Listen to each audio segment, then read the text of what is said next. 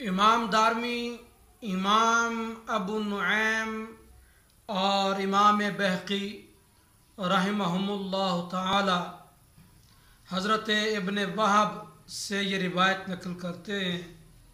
کہ ان کعبا دخل علی عائشہ رضی اللہ تعالی عنہ، کہ حضرت کعب احبار رضی اللہ تعالیٰ عنہ اما عائشہ صدیقہ رضی اللہ تعالیٰ عنہ کی بارگاہ میں حاضر ہوئے تو فذکروا رسول اللہ صلی اللہ علیہ وسلم، تو وہاں حضور کا ذکر مبارک شروع ہوا، حضور کی شان صحابہ کرام بیان کرنا شروع ہوئے تو حضرت کعب نے کہا ما من یوم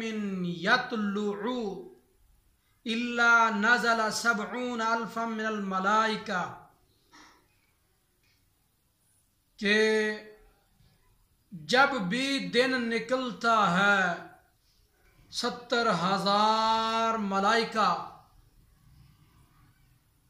زمین پر اترتے ہیں،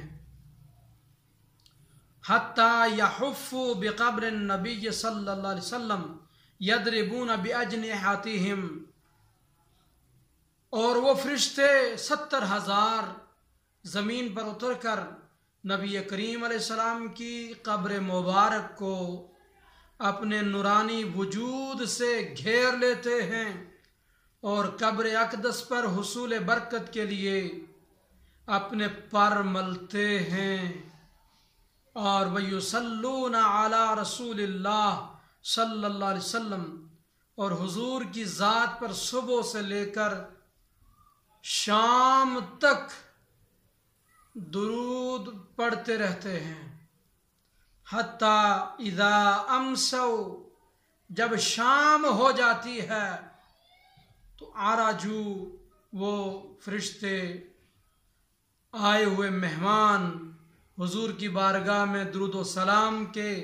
تحائف اور نذرانے پیش کرنے کے بعد شام کو واپس آسمان کی بلندیوں کی طرف سفر کرتے ہیں، وَحَبَتَ مِثْلُهُمْ، اور شام کو اتنی مقدار میں یعنی 70,000 ملائکہ آسمان سے زمین کی طرف اترتے ہیں، فَصَنَعُوا مِثْلَ ذَلِكَ،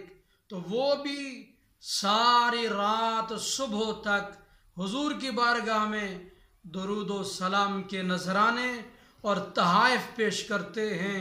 حتیٰ کہ جب صبح ہوتی ہے تو وہ فرشتے حضور کی بارگاہ میں درود و سلام کے نذرانے اور تحائف پیش کرنے کے بعد آسمان کی بلندیوں کی طرف اپنا سفر شروع کرتے ہیں، اور یہ سلسلہ صدیوں سے جاری و ساری ہے۔ حدیث کے آگے الفاظ ہیں حتیٰ اذا انشقت عنہ الارض، کہ یہ سلسلہ قیامت تک جاری رہے گا، ہر روز صبح و شام 70,000 فرشتے زمین پر اترتے ہیں، اور جس وقت قیامت آئے گی حضور علیہ السلام کی مبارک قبر شق ہوگی